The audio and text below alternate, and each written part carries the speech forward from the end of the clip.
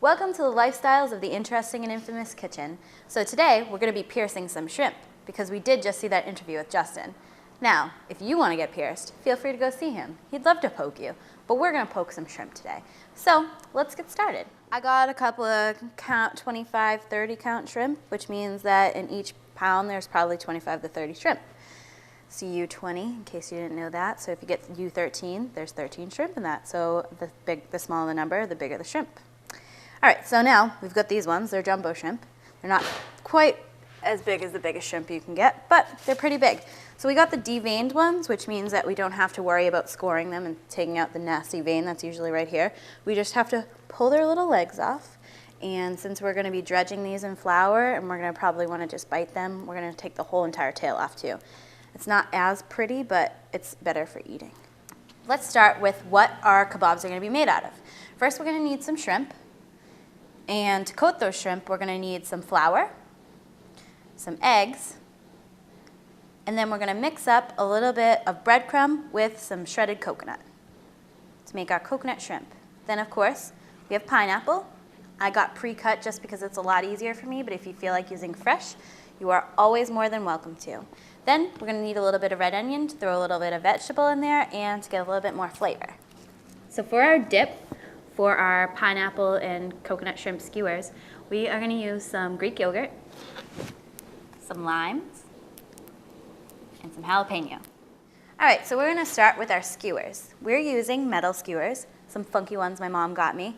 I mean, I put this through my nose, it'll look good. Anyways, just kidding. I'm going to pierce some shrimp, not my nose. All right, so we're going to be using metal skewers, so you have to remember that metal's obviously going to direct some heat, so it's going to cook from the outside and the inside out. So if you're using wood, remember to soak them in water just so they don't burn, and remember that they're not going to conduct any heat, so you're not going to have to worry about them cooking twice as fast. But with metal, they are.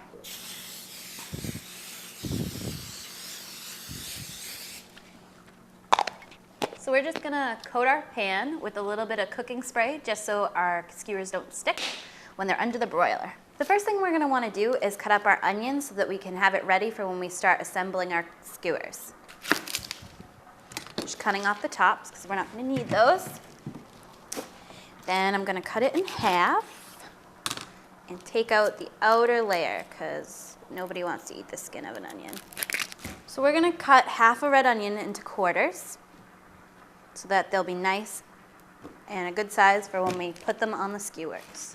Now we're going to start assembling this stuff.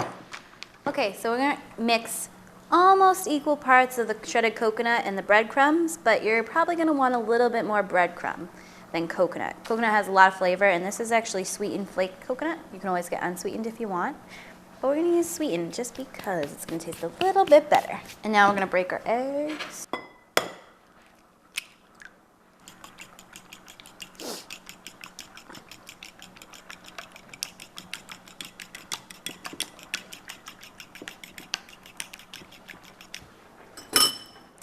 For our shrimp stations, we're going to set it up like so. We're going to go in order from flour to egg to coconut. So now we have our shrimps nicely coated in flour. Put them in the egg, then from the egg to the coconut. All right, so what we're going to be doing is we're going to be assembling our skewers right now. What we're going to do is alternate between red onion, coconut shrimp, and pineapple.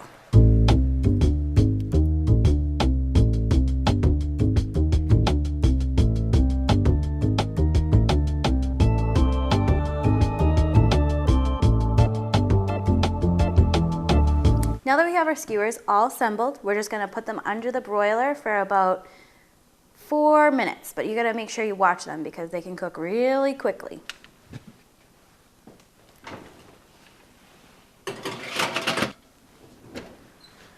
So we're going to make our dip really quickly while we're waiting for that in the oven.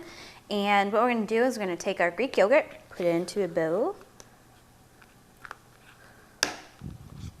Now to cut that, we're going to take a lime. We're going to roll it out so that when we cut it, you can get some juice out of it. But first, before we decide to cut this, we're going to get a little bit of zest out of it. Not only is zesting it going to give it flavor, but it's also going to give it little green specks that are going to be so adorable when you I know you're not gonna care if your food's adorable, but it's gonna look beautiful. So what we're gonna do, take our jalapeno and cut the top off of it and slice it down the middle. Now be very careful for after you touch this jalapeno, don't touch your eyes or your face because it will burn. So remember that you were touching a jalapeno. Don't want anything to happen. That'd be horrible.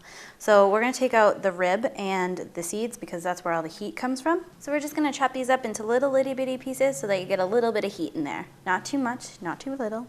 I think about a tablespoon of jalapeno would be good. Now that we've got that, we're gonna cut our limes. Squeeze those in there. Ah.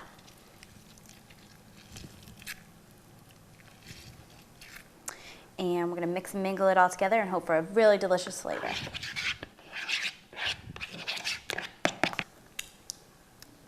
Perfect. Use a little bit of salt and pepper. Ooh, the spice is so good. All right.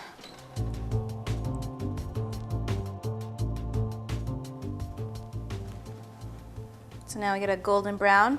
You can see how they turn pink a little bit, then you know they're done. Okay, so I know you might not really want to get a piercing in your face or anywhere in your body, but that's cool because you can still pierce some shrimp and still feel the delicious benefits of it. And remember, if you're allergic to shrimp, like our good friend cameraman Steve, then you can always use chicken, but use the exact same methods, just chicken as opposed to shrimp, or tofu, whatever you want to do. I just like to give you options. So remember, be a little bit risky and start piercing some food. You'll really, really like what comes out of it. And from everybody here at Lifestyles of the Interesting and Infamous, have a deliciously interesting day.